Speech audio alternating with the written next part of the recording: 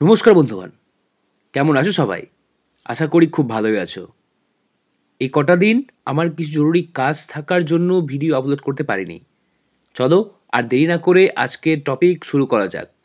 আমাদের আজকের টপিক হলো নার্ভ, যার অপর নাম স্নায়ু। অনেকগুলো স্নায়ু নিয়েই গড়ে উঠেছে আমাদের এই স্নায়ুতন্ত্র। চলো জেনে নেওয়া যাক এই নার্ভ বা স্নায়ু কিভাবে গঠিত হয়। আমরা সকলেই জানি স্নায়ুতন্ত্রের গঠনগত ও কার্যগত একক হলো নিউরন।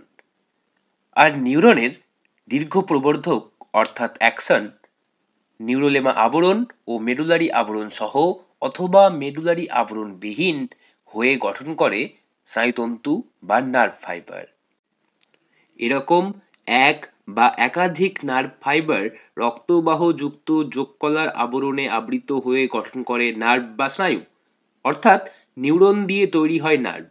অসংখ্য স্নায়ু বা নার্ভ প্রাণীর দেহে জালকের মতো ছড়িয়ে থাকে। এর মাধ্যমেই প্রাণীদেহে অনুভূতি গ্রহণ ও স্নায়ু স্পন্দন প্রেরণের কাজ সম্পন্ন হয়। আমাদের দেহে ছড়িয়ে রয়েছে 12 জোড়া করোটি স্নায়ু ও 31 জোড়া সুষুম্না স্নায়ু। আমাদের পরীক্ষার ভিত্তিতে দেখতে গেলে এই 12 জোড়া করোটি স্নায়ুর নাম জানাটা খুবই জরুরি। চলো জেনে নেওয়া যাক এই 12 জোড়া করোটি স্নায়ুর নাম কি কি।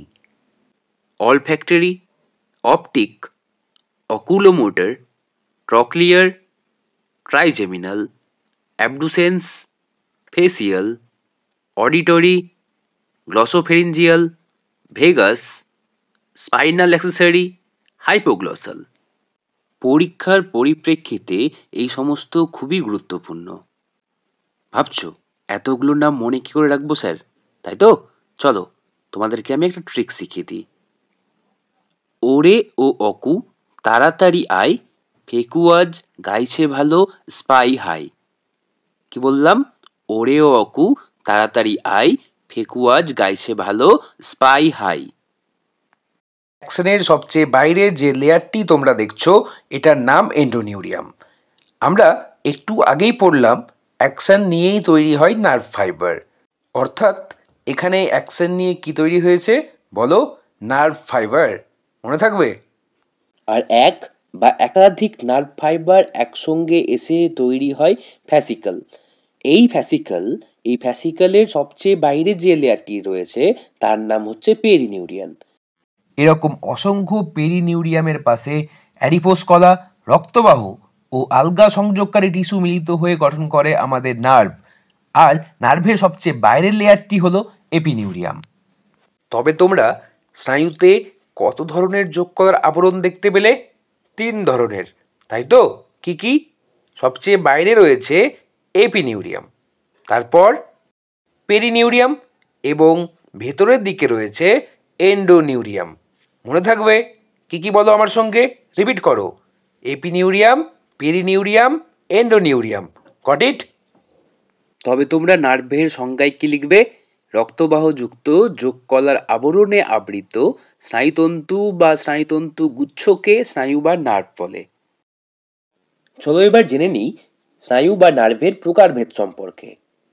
গঠন অনুসারে স্নায়ু দুই রকমের হয়, যথা মেডুলেটেড স্নায়ু এবং নন মেডুলেটেড স্নায়ু।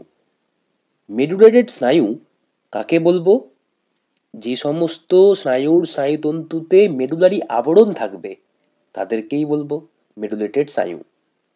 আর যে সমস্ত স্নায়ুর স্নায়ুতন্তুতে মেডুলারি আবরণ থাকবে না তাদেরকে বলবো নন মেডুলেটেড স্নায়ু। ওকে? কাজ অনুসারে নার্ভ বা স্নায়ু 3 প্রকারের হয়।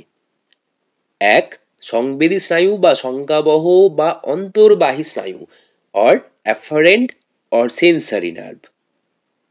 নাম শুনেই বুঝতে পারছো সংজ্ঞাবহ মানে আমি কি বলেছিলাম? এরা গ্রাহক থেকে উদ্দীপনাকে কেন্দ্রীয় স্নায়ুতন্ত্রে বহন করবে। মনে আছে তো?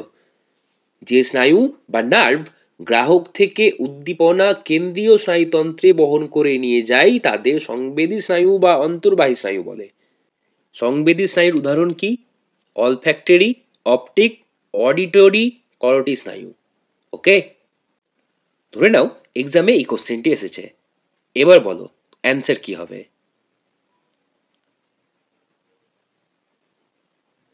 গুড। অ্যান্সার হবে অডিটরি। You are right. চলো জেনে নিই চেস্টীয় বা আজ্ঞাবহ বা বহির্বাহী স্নায়ু or efferent or motor nerve সম্পর্কে। নাম শুনেই বুঝে গেছো এর বৈশিষ্ট্য কি কি হবে, তাই তো? চেস্টীয় নিউরন দ্বারা গঠিত হবে। আর কি করবে বলো? হ্যাঁ, কেন্দ্রীয় স্নায়ুতন্ত্র থেকে কারক অংশে নির্দেশনা বহন করবে। বাহ, তোমরা তো পেরে যাচ্ছ। গুড। তাহলে সংজ্ঞা বানাও এবার নিজে নিজে দেখি। যে সমস্ত স্নায়ু বা নার্ভ স্নায়বিক উদ্দীপনা বা স্নায়বিক স্পন্দন কেন্দ্রীয় স্নায়ুতন্ত্র থেকে কারক অংশে বহন করে নিয়ে যায় তাকে চেষ্টীয় স্নায়ু বা বহির্বাহী স্নায়ু বলে। এই স্নায়ুর উদাহরণ কি কি হবে এটা তোমরাই আমাকে বলবে। এটাই থাকবে তোমাদের আজকে বাড়ির কাজ। ওকে, ঘাবড়ে যেও না। এটার উত্তর কি হবে এর ক্লু আমি এই ভিডিওতেই দিয়ে দেব। এবার আমরা জানবো মিশ্র স্নায়ু বা মিক্সড নার্ভ সম্পর্কে। নাম শুনেই বুঝতে পারছো এর বৈশিষ্ট্য কি হবে, তাই না?